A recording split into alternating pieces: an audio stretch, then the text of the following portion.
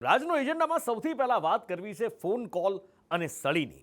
જૂનાગઢના ખેડૂતો પોતાની જુદી જુદી સમસ્યા લઈ ધારાસભ્ય અરવિંદ લાડાણીને ફોન કરી રહ્યા છે।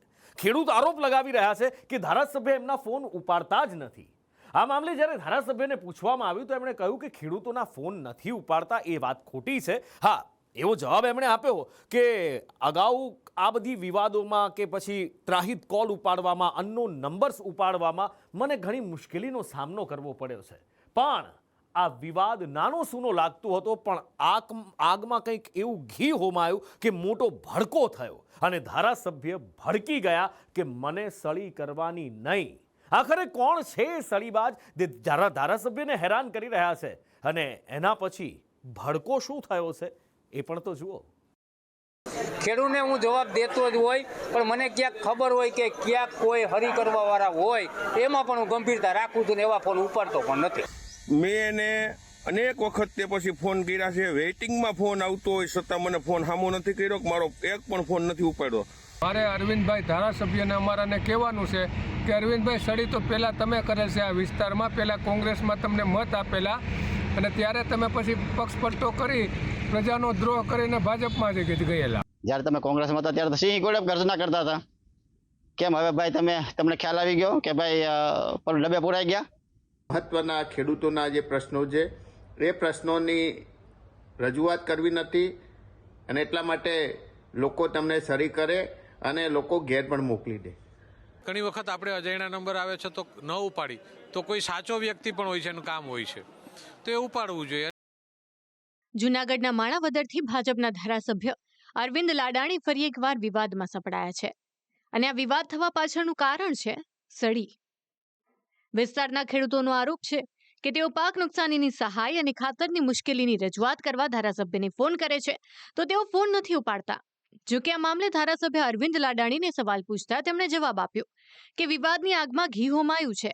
અરવિંદ લાડાણીએ જવાબ આપ્યો કે મને કોઈ સળી કરવા ફોન કરે તો હું શું કામ ઉપાડું? નહીં, ખેડૂત દ્વારા નથી તો ક્યાંક ને ક્યાંક મારા વિઘ્ન સંતોષી માણસો હોય, મીડિયાવાળા સમક્ષ આવીને કહેતા હોય। ખેડૂતને હું જવાબ દેતો જ હોય, પણ મને ક્યાંક ખબર હોય કે ક્યાંક કોઈ હરી કરવા વાળા હોય, એમાં પણ હું ગંભીરતા રાખું છું ને એવા ફોન ઉપાડતો પણ નથી। વંટલી મારું કાર્યાલય ટૂંક સમયમાં ચાલુ થશે।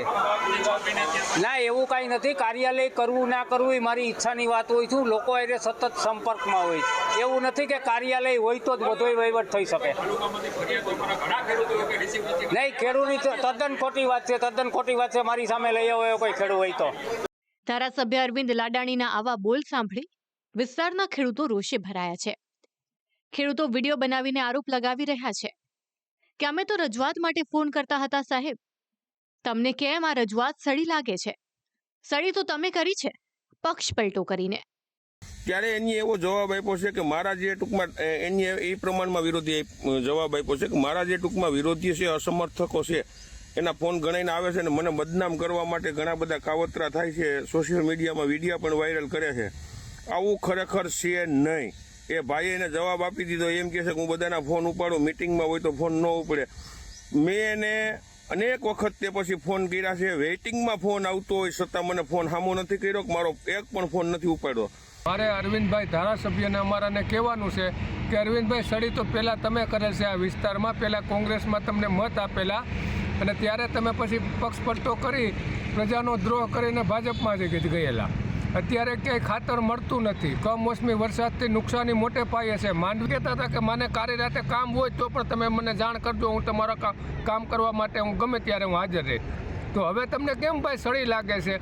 આ સળીનો જવાબ તો તમે હવે ગામડામાં આવો ત્યારે ખેડૂતો આપવા તૈયાર જ બેઠા છે। બીજી બાજુ વિરોધીઓને દોડવું હતું ત્યાં ઢાળ મળી ગયો।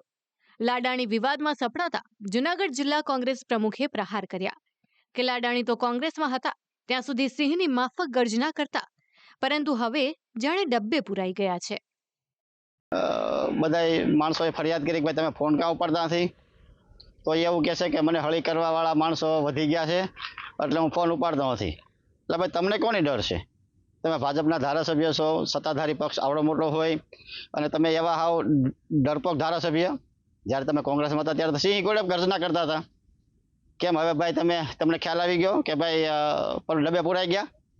ગુજરાતના મુખ્યમંત્રીને વિનંતી છે કે ભાઈ અમે તો તમને સિંહ આપ્યા હતા, આ બકરી જેવા કાં કરી દીધા ધારાસભ્યને બીકણ?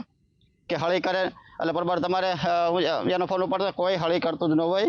આમ જનતા છે, આપણા મતદારો છે અને આપણે એના મતથી ચૂંટાયેલા છે. એટલે સારા માણસો જ બધાય છે અને સારા માણસો થકી જ આપ ચૂંટાયેલા છો. એટલે કોઈ તમને હળી કરતું નથી. ફોન ઉપાડવા માંડો. જો કે લાડાણી વિવાદમાં સપડાતા બીજા કેટલાક કોંગ્રેસ નેતાઓએ પણ ચૂટકી લીધી. પાટણ કોંગ્રેસના ધારાસભ્ય કિરીટ પટેલે પ્રહાર કર્યા કે અમે આટલા વર્ષોથી ધારાસભ્ય છીએ, પણ અમને તો કોઈ ખોટી રીતે ફોન નથી કરતું. જો જનતાના મુદ્દા નહીં ઉઠાવો, તેમના ફોન નહીં ઉપાડો, તો આજ જનતા તમને ઘરે બેસાડી દેશે. અમે આ 7-8 વર્ષથી ધારાસભ્ય છીએ. આજે અમને કોઈ ખોટી રીતે ફોન કરતું નથી, ફોન કરીને કોઈ હેરાન કરતું નથી કે અમને કોઈ સરી કરવાનું હિંમત કરતી નથી.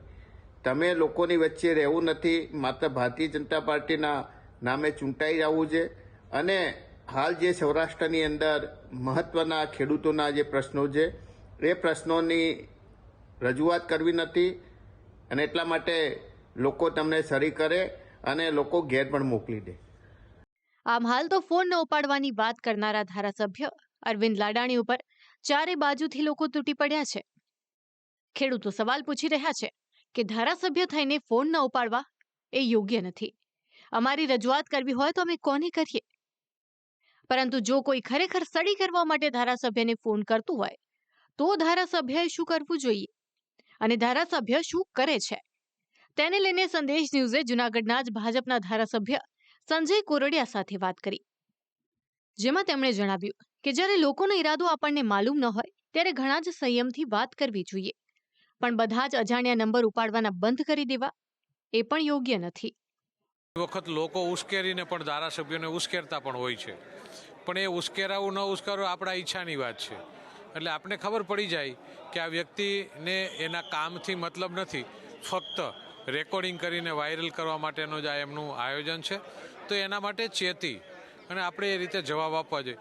ઘણી વખત આપણે અજાણ્યા નંબર આવે છે તો ન ઉપાડી, તો કોઈ સાચો વ્યક્તિ પણ હોય છે, એનું કામ હોય છે, તો એ ઉપાડવું જોઈએ. અને આવા લોકો કદાચ કોઈ આવતા હોય તો એ બ્લોક કરી દેવા જોઈએ, કે જે લોકોની અંદર ખાલી હેરાન કરવાનો વિષય હોય છે. આવા લોકો પણ પ્રજાના પ્રતિનિધિ તરીકે દરેક જાતના લોકો આવશે અને એને આપણે કઈ રીતે ટેકલ કરવા એ આપણી પોતાની વ્યક્તિગત ફરજ છે. ધારાસભ્ય સંજય કોરડિયાની આ વાત બિલકુલ સાચી છે. જો તમે ધારાસભ્ય છો તો તમને ફોન તો આવવાના જ, પણ કોઈ હેરાન કરતું હોય તો તેને બ્લોક કરી દો. અરવિંદ લાડાણીએ બીજા કોઈની પાસેથી નહીં, પરંતુ પોતાના જ પાર્ટીના અને પોતાના જ જિલ્લાના ધારાસભ્ય સંજય કોરડિયા પાસેથી જો સલાહ લીધી હોત તો કદાચ આજે આ વિવાદમાં ન ફસાત. ખેર, હાલ તો અરવિંદ લાડાણીએ સ્પષ્ટ કર્યું છે કે હું સડી કરનારના ફોન નથી ઉપાડતો. ત્યારે આ લોકો કોણ છે કે જે સત્તાધારી પક્ષના ધારાસભ્યની સડી કરી જાય? આવી તો અનેક ચર્ચાઓ હવે ઉઠી છે. જો કે હવે આ વિવાદ બાદ અરવિંદ લાડાણી શું કરે છે, હવે લોકોના ફોન ઉપાડે છે કે કેમ, તે જોવું રહ્યું. બ્યુરો રિપોર્ટ, સંદેશ ન્યૂઝ.